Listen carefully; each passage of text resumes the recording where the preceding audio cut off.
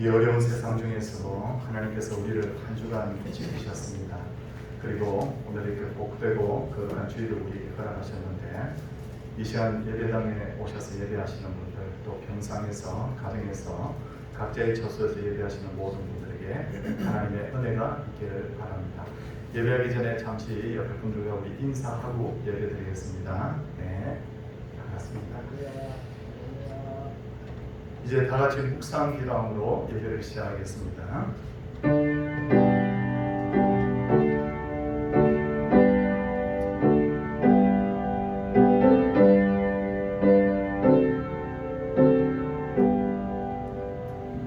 할렐루야. 여호와의 종들아 찬양하라. 여호와의 이름을 찬양하라. 이제부터 영원까지 여호와의 이름을 찬송할지로다. 해 돋는 데서부터 해 지는 데까지 여호와의 이름이 찬양을 받으시리로다. 아멘. 우리의 신앙을 고백하도록 하겠습니다. 나는 전능하신 아버지 하나님 천지의 창조주를 믿습니다. 나는 그의 유일하신 아들 우주 예수 그리스도를 믿습니다. 그는 성령으로 잉태되어 동정녀 마리아에게서 나시고 본디오 빌라도에게 고난을 받아 십자가에 못 박혀 죽으시고 장사된 지 사흘 만에 죽은 자 가운데서 다시 살아나셨으며 하늘에 오르시어 전능하신 아버지 하나님 우편한 데 계시다가 거기로부터 살아있는 자와 죽은 자를 심판하러 오십니다. 나는 성령을 믿으며 거룩한 공교회와 성도의 교제와 죄를 용서받는 것과 몸의 부활과 영생을 믿습니다. 아멘. 찬송 93장입니다.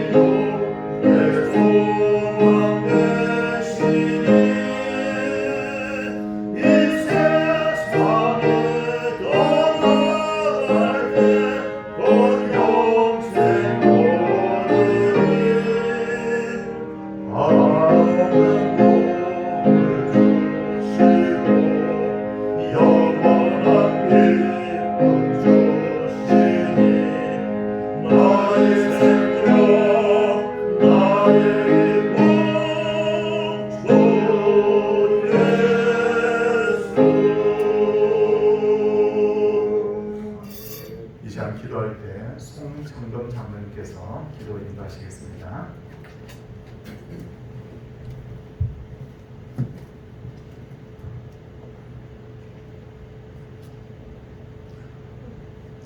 만물과 인생들의 창조주가 되시고 오늘도 살아계 하셔서 역사를 섭리하시며 크신 은혜로 성도들의 삶과 신앙을 견인하시는 하나님 아버지께 존귀와 영광과 감사를 올려드립니다. 너희는 세상의 빛이라고 하신 하나님 아버지, 이 땅의 교회들이 양적인 성장을 이루고 있지만 세상의 빛과 소금된 사명 감당하려는 부족함이 많았음을 이 시간 회개합니다.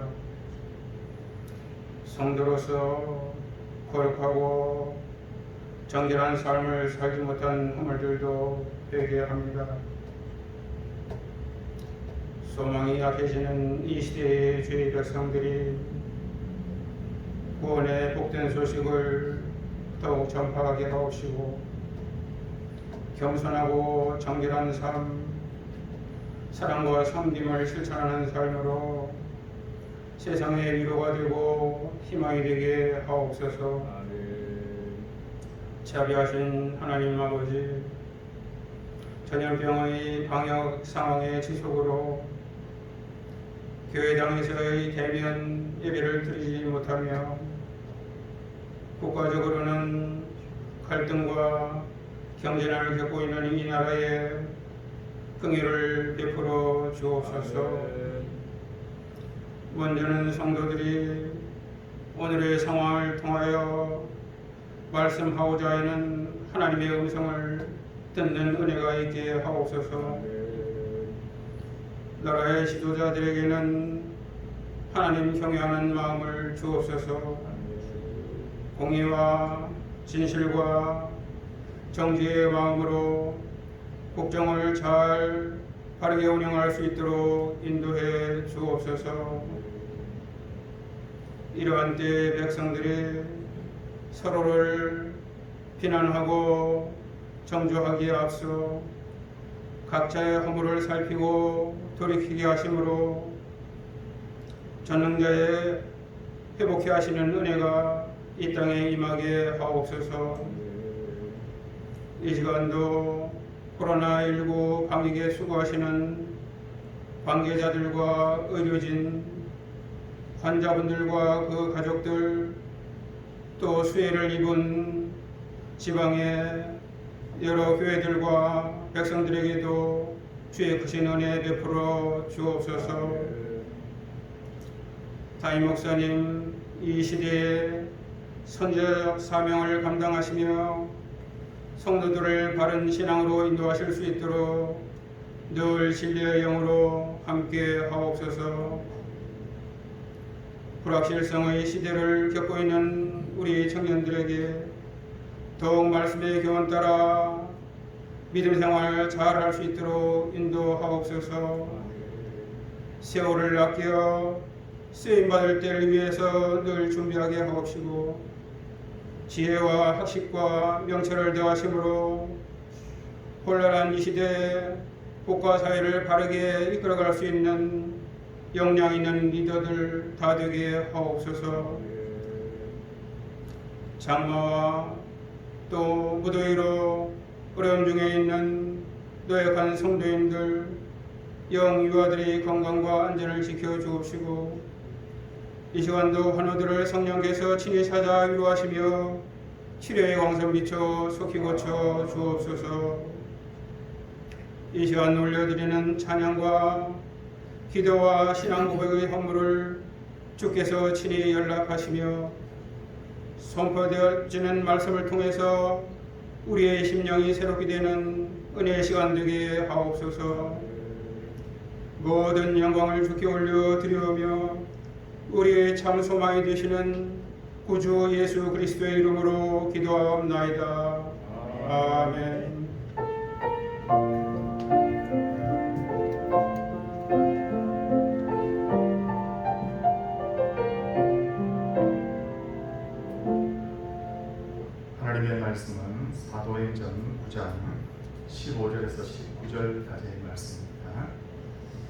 영상에서 가정에서 예배하시는 분들께서 성경을 다 찾으시기를 바랍니다.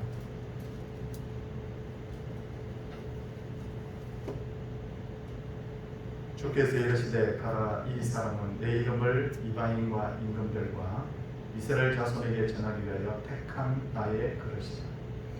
그가 내 이름을 위하여 얼마나 고난을 받아야 할 것을 내가 그에게 보이리라 하시니, 아나니아가 떠나 그 집에 들어가서 그에게 안사에 이르되, 형제 사울아, 주 곧 내가 오는 길에서 나타나셨던 예수님께서 나를 보내어 너로 다시 보게 하시고 성령으로 충만하게 하신다 하니, 즉시 사울의 눈에서 비늘 같은 것이 벗어져 다시 보게 된지라. 일어나 세례를 받고 음식을 먹음에 강건하여 지니라. 아멘. 이 시간에는 우리 정인서 집사님께서 하나님 앞에 특송으로 영광을 올려드리도록 하겠습니다.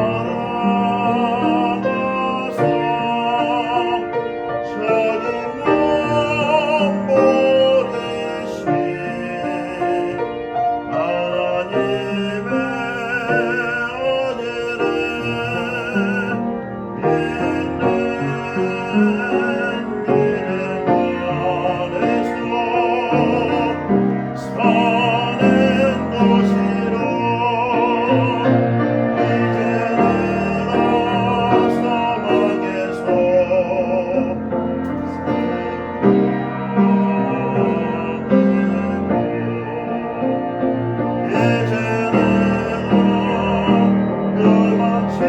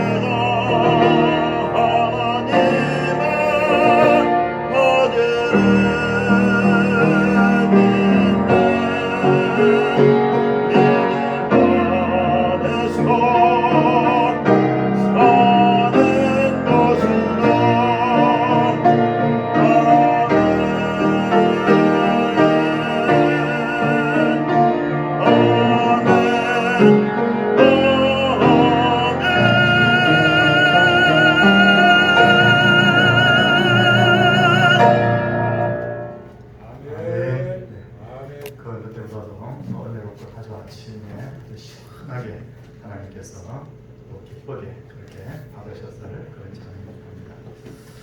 조선시대 초기에 우리가 생각하는 만큼 그렇게 양반의 수가 많지 않았습니다. 양반의 수는 조선 초기만 해도 약 10%가 되지 않았다고 하는데 90% 이상의 백성은 대부분 양민이거나 아니면 노비였다고 하죠.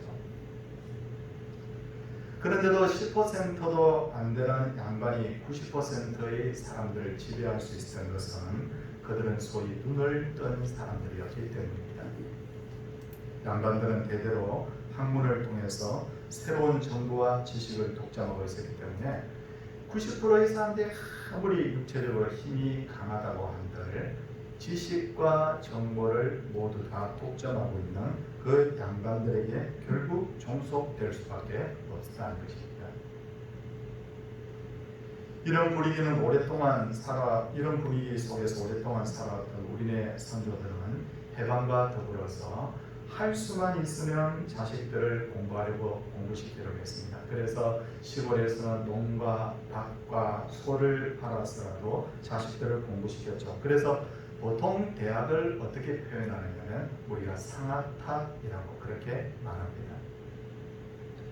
상아탑이라는 것은 정말 최고의 어떤 학문의 그런 지성의 전당이라는 그런 의미가 있죠. 그런데 하도 그 당시에 시골에서 자식 공부시키기 위해서 소를 많이 내다 팔다 보니까 그 당시에 어떤 말이 있었냐면 대학을 우골탑, 소뼈를 가지고 쌓은 탑이다 라고 그렇게 말을 했다고 하죠. 왜 부모님들이 이렇게 자식을 열심히 공부시키려고 했던가? 그것은 까막눈이 그를 깨치게 되면 10배, 100배 더 풍요롭게 살 수 있기 때문인 것을 알았기 때문입니다.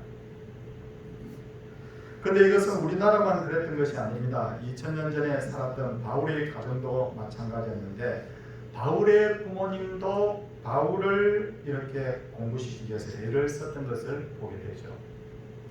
원래 바울은 다소 출신이었지만 부모님들은 그를 예루살렘에 보내서 공부시켰습니다. 예루살렘 최고의 바로 학자인 가말리엘에게서 그는 배웠죠. 그 결과 바울은 마침내 최고의 율법학자가 되고 바리새인이요 사내들인 공용이 되었습니다. 대충 추측을 해보니까 바울은 30대 나이에 부와 명예와 권력을 모두 거머쥐었습니다. 자녀였던 바울이 학문에 눈을 뜨자 엄청난 보상이죠.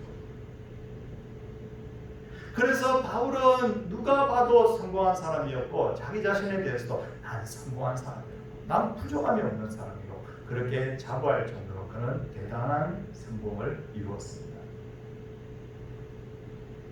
하지만 바울은 그렇게 생각한 만큼 행복하지 않았습니다. 훗날 바울이 쓴 서신들을 분석해 보면 내가 공부를 많이 해서 눈을 뜨더니 진짜 내가 행복해 그렇게 말하고 있지 않습니다. 그 서신들에 보니까 예수님 만나기 전에 늘 마음이 허무했던 것 같아요. 철저하게 율법을 따라서 생활했지만 이게 진짜 바르게 사는 것일까? 라는 데 대한 의문이 늘 있었던 것 같습니다. 그러면서도 달리 대안이 없었기 때문에 그는 자기가 배운 학문대로 자기가 배운 대로 그 율법에 집착하면서 그렇게 살았던 거죠.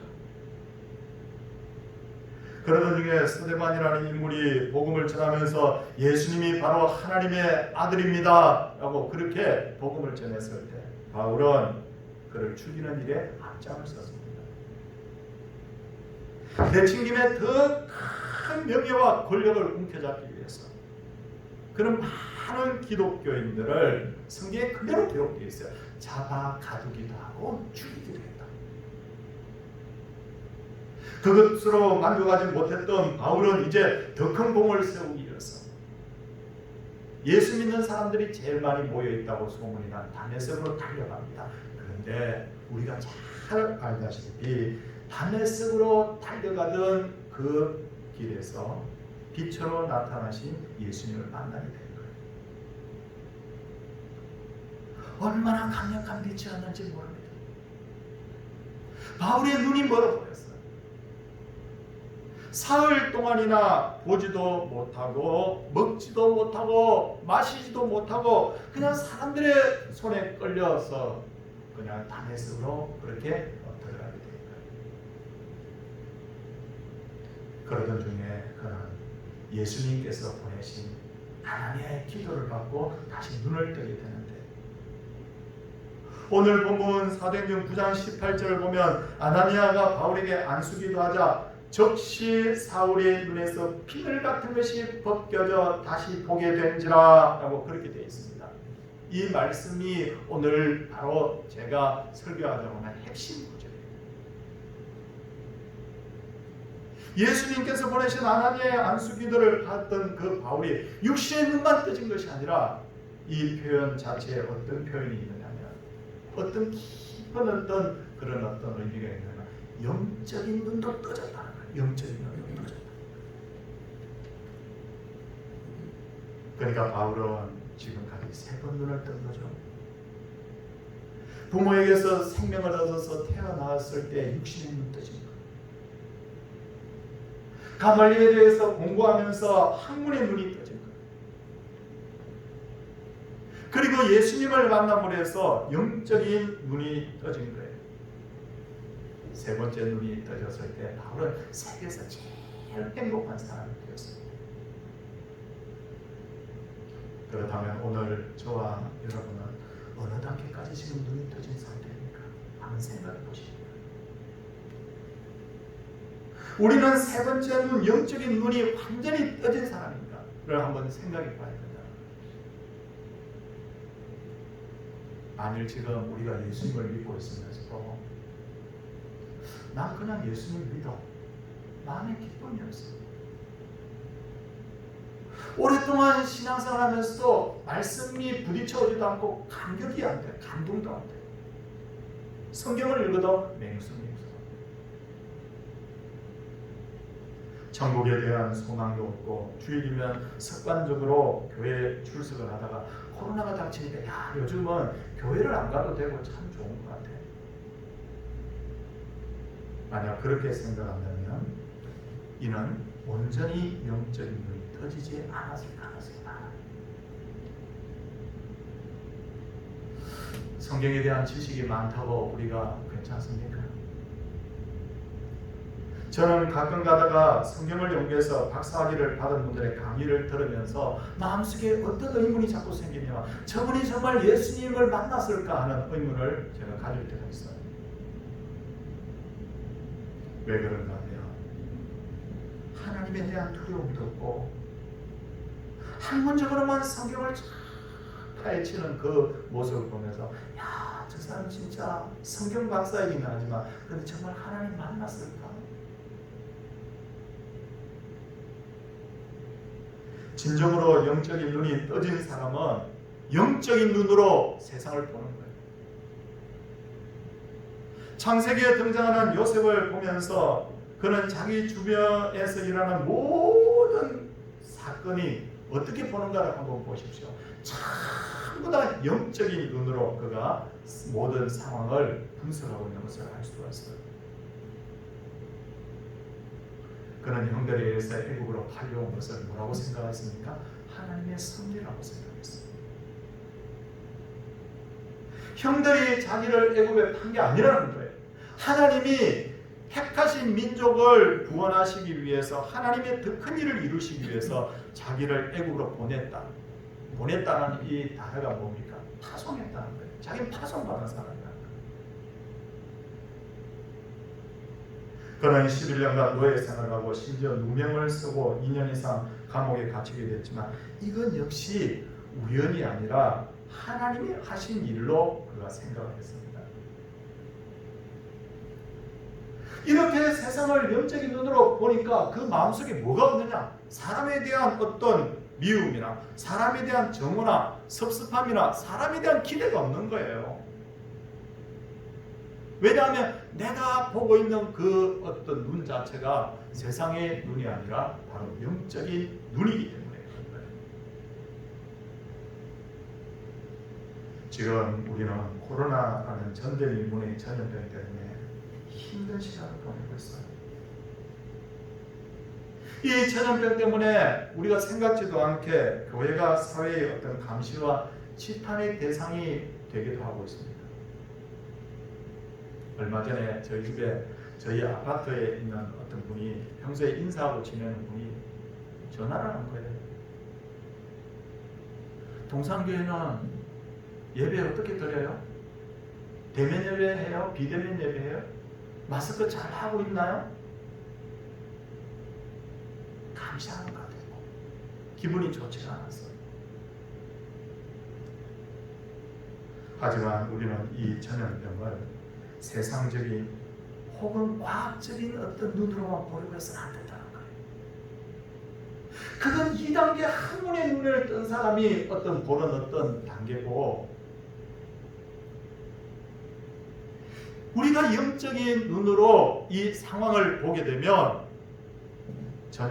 이 전염병은 하나님이 직접 보내신 것이 아니라 하더라도 최소한 하나님의 허락하신 것으로 이루어졌다. 지극히 작은 것 하나라도 하나님의 허락 없이는 아무것도 이루어질 수 없다는 거 아닙니까? 그런데 이렇게 큰 전염병이 어떻게 하나님의 허락 없이 이루어질 수 있다는 겁니까? 그렇게 우리가 이 상황을 바라봐야 되는 거예요. 그러면 우리는 하나님께서 왜 이 전염병을 허락하셨는지 생각해야 됩니다.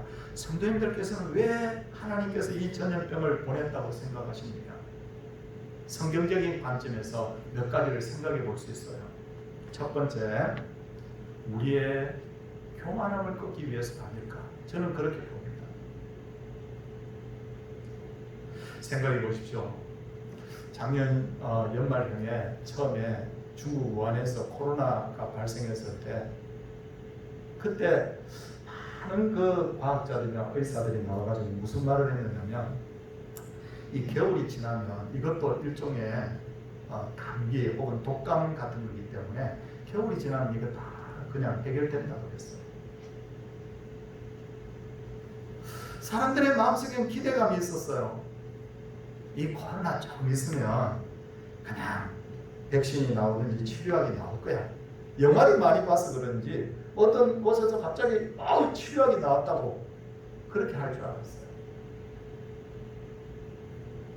그런데 엄청난 예산과 수만 명의 최고 실력을 갖춘 과학자들이 연구에 매진하고 있지만 1년이 다 되더라도 백신이나 치료약이 나오지 않아요.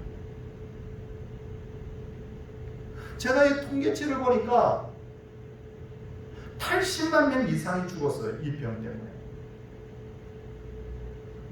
우리나라는 그래도 비교적 방역이 잘 이루어져서 그런지 몰라도 전 세계적으로 하루에 5,000명에서 6,000명이 이 병 때문에 죽더라고요. 특히나 미국이나 유럽의 선진국에서 더 많은 희생자들이 나오는 것을 보면서 저는 전에도 한번 이 말씀을 드렸지만, 이거 인간의 지식이나 능력이라는 게 별거 아니구나라는 걸 하나님이 자꾸 깨닫게 하시는 것 같아요. 자꾸 그런 생각이 드는 거예요. 만물의 영장이라고 스스로의 지혜를 자랑하던 인간이, 자, 한번 보십시오.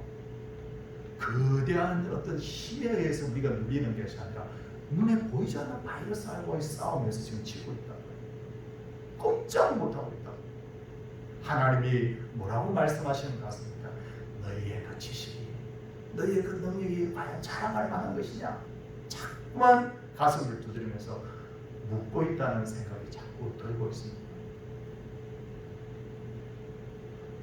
둘째로 이 재앙이 임한 것은 인간의 탐욕과 죄와도 깊은 관련이 있다고 봅니다. 민수기 14장을 보면 이스라엘 백성들이 하나님을 거역하고 불평하자 하나님께서는 이 백성이 어느 때까지 나를 멸시하겠느냐? 내가 전염병으로 그들을 쳐서 멸하겠다. 하나님의 징계의 수단이 뭐냐면 전염병으로 나옵니다. 다윗이 말년에 하나님을 멸시하고 자기의 영광을 나타내기 위해서 인구조사를 했을 때도 하나님이 전염병을 보내서 7만 명이나 죽게 하셨어요. 최근에 우리들 주변에서 일어난 일들 가만히 한번 상기해 보시기 바랍니다.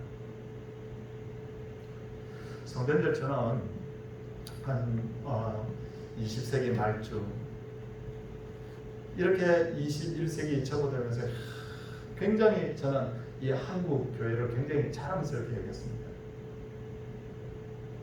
넓게 복음을 받아나가는데 이렇게 어떻게 부흥이 될 수 있을까? 세계에서 제일 큰 교회 50개 중에 절반이 한국이에요. 엄청난 일이에요. 근데 어떻게 됐습니까? 요 근래 한국을 대표하는 교회들이 이게 계속해서 도미노같이 자꾸만 문제를 일으키는 거예요. 교회가 많다 보니까 뭐 한두 개쯤, 서너 개쯤 문제를 일으킬 수는 있지만 도미노처럼 자꾸 문제를 일으켜서 사회로부터 자꾸 손가락질 받는 상황이 되었어요. 어떻게 보십니까? 기독교 단체 중에 최고 큰 단체라고는 WCC는 평화와 화합이라는 미명하에 정말 상식적으로 납득이 안 되는 이상한 짓을 하고 있어요. 소위 말해서 그들이 뭐 종교 행사를 하면서 저는 그들이 하는 것을 예배라고 보지 않아요. 그냥 행사지.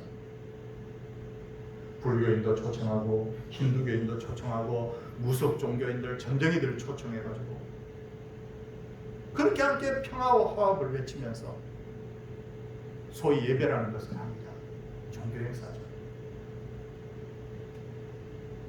미국이나 유럽 같은 나라에서는 교회들이 동성애자에 대해서 비판도 못하도록 법으로 묶어놨습니다. 목사에게 찾아와가지고 남자가 남자끼리, 여자가 여자끼리 결혼하는데 줄에 서달라고 해도 서줘야 된다는 거예요. 이게 우리의 현실이에요.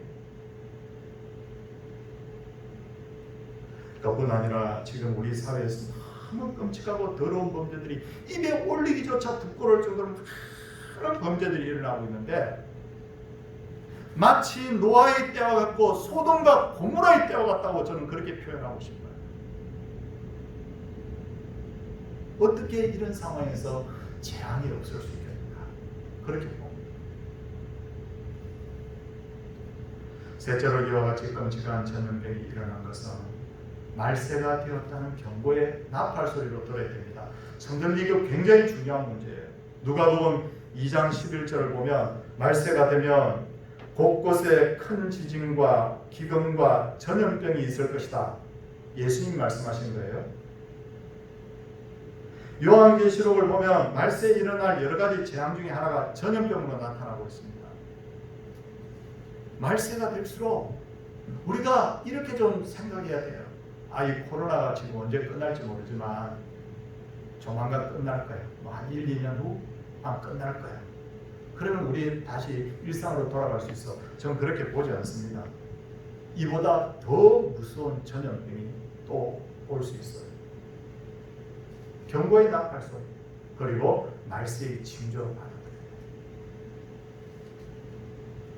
그렇다면 우리는 이제 어떻게 해야 될까? 이게 굉장히 중요한 문제입니다. 예수 믿는 사람 어떻게 해야 됩니까? 도대체 첫째는 하나님의 말씀에서 답을 찾아야 된다. 하나님의 말씀에서 답을 찾아야 됩니다. 코로나 전염병이 우연이 아니라는 것을 알아야 되고 하나님이 우리에게 나타내시고자 하는 뜻이 무엇인지 그 계시된 말씀 속에서 우리가 답을 찾아야 돼요. 두 번째, 우리는 어떻게 해야 됩니까? 하나님께 자비를 구하면서 엎드려야 돼요. 특별히 인간의 이기적인 자세를 버리고 하나님의 영광을 생각하면서 사람의 마음으로 우리가 기도해야 됩니다. 신명기 9장을 보면 출애굽한 이스라엘 백성들이 계속 불평을 하니까 하나님께서 뭐라고 말씀하셨냐면 모세에게 이들을 모두 멸망시키겠다고 말씀하셨어요. 그런데 모세의 기도를 우리가 분석해 볼 필요가 있어요. 모세가 하나님께 뭐라고 기도합니까? 하나님의 영광을 생각하십시오. 만약에 하나님께서 그 택하셨다고 하는 이 이스라엘 백성들을 광야에서 멸하시면 이방인들이 너희가 섬기는 여호와 하나님이 능력이 없어 그렇게 했다고 하지 않겠습니까?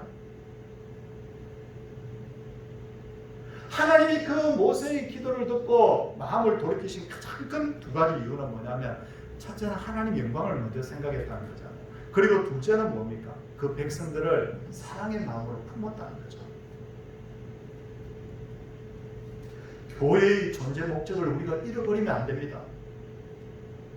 어려울 때일수록 더 기본에 충실해야 됩니다. 교회의 존재 목적이 뭡니까? 하나님께 영광 돌리는 거, 사람에게 복음 전하는 거예요. 자신의 영광만을 생각하고 우리 교회의 어떤 유익만을 생각하고 이게 첫째 목적이 된다면 하나님 기뻐하지 않는다는 것을 우리가 알아야 됩니다. 셋째로, 하나님의 선하심을 믿고 지금 우리가 당하고 있는 일들을 불평하지 말고 선용해야 됩니다. 요셉을 노예로 팔았던 요셉의 형들, 성도님들, 그 형들이 하나님 안 믿는 사람 아니었잖아요. 하나님 믿는 사람들이었잖아요. 저는 오늘날로 보면 그들은 무늬만 기독교인으로 그렇게 봅니다. 그들 때문에 요셉은 죽을 고생을 했습니다. 그런데 요셉은 이 경우에도 하나님의 선하심을 믿었어요. 그리고 그는 온갖 모욕과 오해와 핍박을 받으면서도 모든 순간순간을 선용했습니다. 어떻게 했습니까? 감옥 생활하면서 그는 애굽의 국정의 흐름을 익혔어요. 노예 생활하면서 사람 부리는 것을 배우고 사람 섬기는 것을 배웠어요. 보통 보니까 일반적으로 고등학교를 졸업하고 어떤 분야에 박사학위를 받으려고 하면 고등학교 졸업하고 나서 대학 가고 대학원 가고 박사과정 받고 보통 보면 한 13년, 15년 군대도 갔다 와야 되니까 보통 우리나라에서 한 1년 정도 걸리지 않을까 저는 그렇게 봅니다. 근데 이게 참 너무 신기한 게 요셉의 고난의 기간이 13년이잖아요. 그래서 저는 이렇게 표현하고 싶어요. 그 13년 동안 요셉은 정치학 박사, 경제학 박사 학위를 받았다. 돌이켜보면 우리나라 지금까지 어떻게 됐습니까? 크고 화려한 교회를 전부 다 추구했잖아요. 근데 저는 어떤 분이 저는 그렇게 하는 걸 봤어요. 와, 자기가 서울에서 모 교회 자기가 담임대. 자기 교회 목사님, 우리 교회 교인이 몇만 명인지 압니까? 막 이렇게 자랑하더라고요. 성도님들, 그런데 지금 저는 가만히 돌이켜보니까 그게 무슨 자랑거리가 될 수 있을까? 내가 하나님 앞에 얼마나 하나님을 진실되게 믿고 섬겼는가, 그게 혹시 자랑이 될 수는 있을지 모르지만 내가 그냥 큰 교회에 왔다 갔다 출석한다, 그게 무슨 자랑거리가 될 수 있을까? 돌이켜보니까 지금 한국 교회들 중 다수의 대형 교회들이 오히려 욕먹고 있는데, 그러므로 앞으로는 우리가 영적인 눈을 뜨고 볼 때 어떤 교회들이 앞으로 한국 교회를 바르게 세워갈까 보니까 정직한 교회, 하나님 앞에 바로 선 교회, 진심으로 하나님을 사랑하고 사람을 사랑하는 교회. 그건 누가 모르냐고 그렇게 말씀할 수도 있지만 우리가 정말 지금까지 그 사실에 대해서 좀 잊고 있지 않았을까, 그렇게 보는 거예요. 독일의 작은 교단이라고 제가 표현하기는 뭐하지만 고백교회라는 그 교회들 모임이 있습니다. 근데 이 고백교회라는 이 교회 교단이 아주 작아요. 조금 그냥 교회들 얼마 안 되는 교회들이 모였는데, 독일이 오래된 기독교 국가잖아요. 근데 독일인들이 이 고백교회를 굉장히 존경하고 사랑합니다. 왜 그런가 하면 2차 대전이 일어나기 전에 히틀러가 인기가 있는 거예요. 히틀러가 하는 것은 사람들이 반대하는 완전 역적 취급당했죠. 근데 고백교회 교인들이 보니까 히틀러가 위험한 거예요. 하나님 기뻐하지 않는 걸 너무 많이 하고 있는 거예요. 소리를 냅니다. 저건 아니라고. 저건 아니라고. 모든 사람이 크고 넓은 길로 가고 있는데 이 고백교회만 이 길이 비록 좁고 협잡할지라도 그 길 가는 거예요. 이거 아니라고. 사람들이 고백교회에 대해서 별로 좋게 생각 안 했습니다. 처음에. 근데 어떻게 됐습니까? 히틀러가 그 국민들의 지지를 받으면서 전쟁을 일으켜서 수많은 사람들이 죽었을 때, 야, 고백교회만이 진짜 영적으로 눈동교회였구나. 독일의 어떤 자랑이 된 거예요. 코로나 때문에 한국교회 심각한 타격을 받고 있지만 이럴 때 우리는 더 근본적으로 돌아가야 됩니다.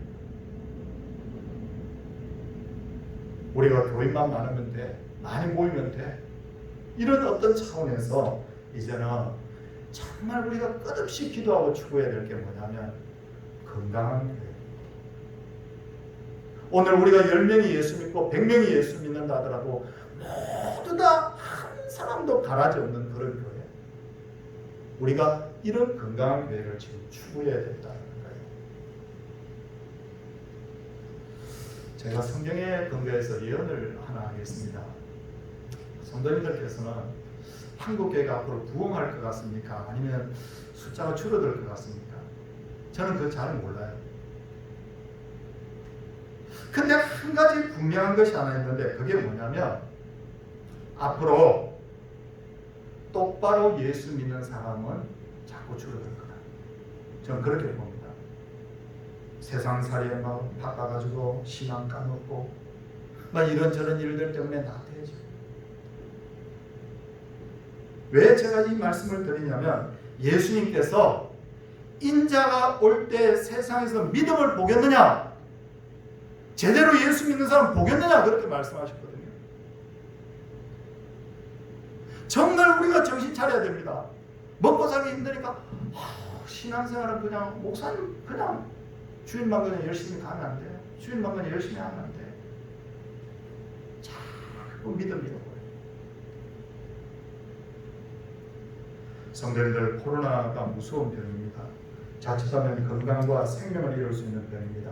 근데 이 병이, 이 코로나가 더 무서운 것은 우리의 신앙을 자꾸 나태하게 만들어요. 자꾸만 나태해지고 있는 거예요. 모닥불을 붙여 놓았다가 모닥불을 흩어버리면 흩어졌다가 그냥 타오르다가 꺼져버리듯이 이 코로나 때문에 우리가 제대로 예배 드리지 못하는 어떤 상황이 오니까 처음에는 교회를 한 주 두 주 안 가니까 마음이 막 괴롭다가 나중에는 그냥 편안함을 느낀다. 불이 꺼져가고 있는 거예요. 어떻게 해야 됩니까? 이럴 때 땔감을 자꾸 이렇게 넣어줘야 되잖아요. 성도님들, 이럴 때일수록 우리가 해야 될 게 뭐냐면 영적인 눈을 뜨고 시대를 보는 거예요. 하나님이 왜 이 질병을 우리에게 주셨는가? 하나님 우리에게 원하시는 것이 무엇인가? 그러면서 계속 더 말씀을 추구하고 더 하나님 앞에 무릎 꿇고 더 기도하고 더 하나님의 은혜를 구하고 막 이렇게 내 가슴 속에 계속해서 땔감을 자꾸 던져넣는 거예요. 성도님들, 진짜 예수 잘 믿는 사람은요 평소에는 몰라요. 근데 환난 시대에 돌아야 하면 저 사람이 진짜 예수 믿는 사람인지 껍데기 예수 믿는 사람인지 딱 표가 납니다. 이 어려움이 언제까지 계속될지 모르지만 정말 영적인 눈을 떠야 돼요. 눈에서 비늘 같은 것이 벗겨지고 이 영적인 눈을 뜨고 우리가 이 상황을 볼 수 있어야 돼요. 하나님의 자비가 우리 모든 성도님들에게 날마다 넘치기를 주님의 이름으로 소원을 드립니다. 함께 우리 찬송하도록 하겠습니다. 190장입니다.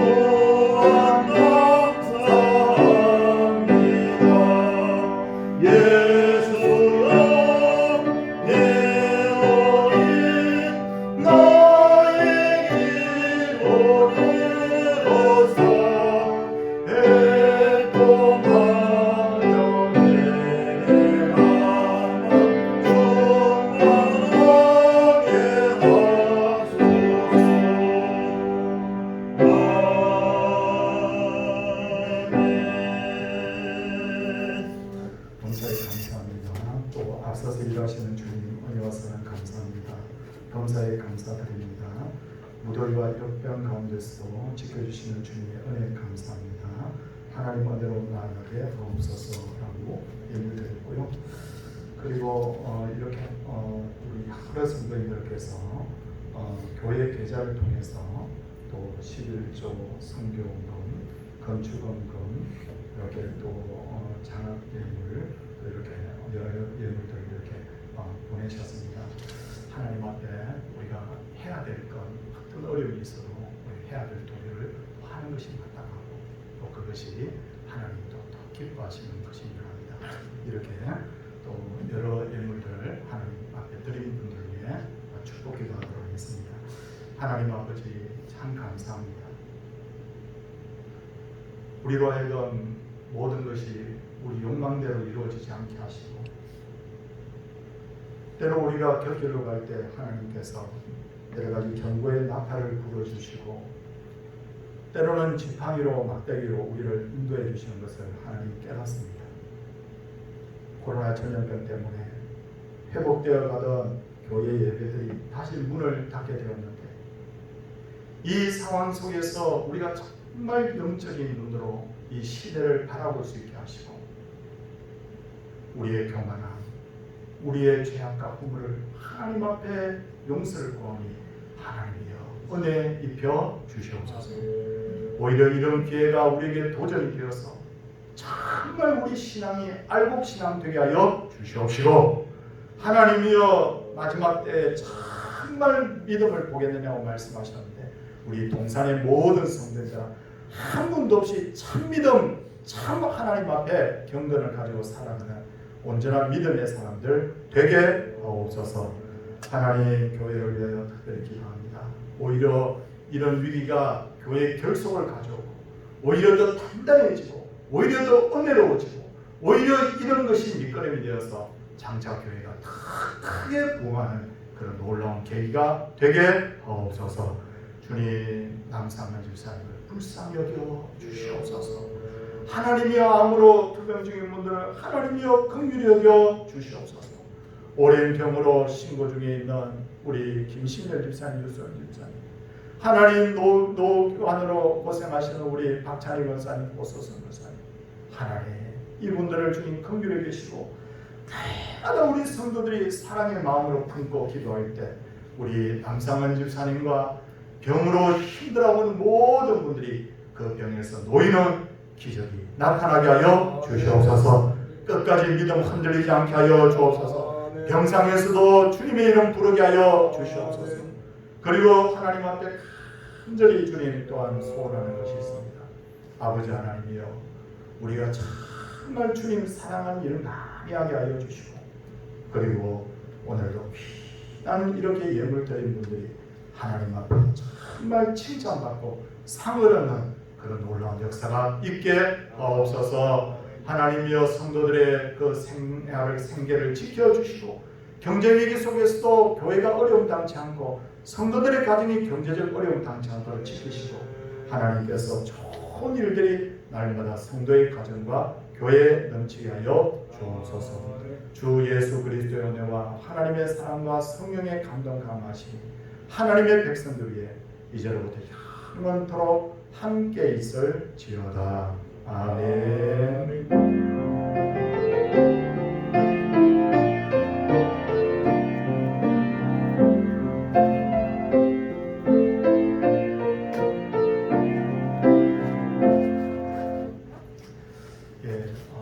예배를 마쳤습니다.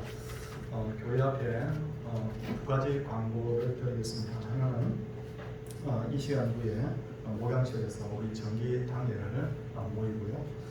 그리고 우리 성도님들 중에 꽤 많은 분들이 내가 그래도 하나님 앞에 11조 생활, 감사 생활, 이렇게 헌금 생활을 해야 된다고 계좌번호를 가르쳐 달라고 교회로 전화를 하시는 분들이 있으십니다. 그래서 이렇게 계좌번호를 오늘 주보에도 기록을 했고, 또 우리 성도님들께 문자 보낼 때도 계좌번호를 보내겠습니다. 그러면 보내시는 분 이름에다가 누구누구 11조, 누구누구 감사한금 이렇게 보내주셔도 되고, 그냥 본인 이름으로 보내셔도 우리 재정부에서 확인 전화를 합니다. 그래서 정말 우리가 아무리 어렵고 힘들어도 하나님 앞에 우리가 해야 될 것은 하는 그런 건강한 교회가 되기를 바랍니다. 오늘 예배당에 나오셔서 예배하시는 분들 하나님 이름으로 또 환영하고, 또 가정에서 병상에서 예배 드리는 분들도 하나님 기뻐하실 줄 압니다. 꼭 예배 드리십시오. 영상으로지만 꼭 예배 드리시기를 부탁드리겠습니다. 옆에 분들과 우리 인사하도록 하겠습니다. 할렐루야.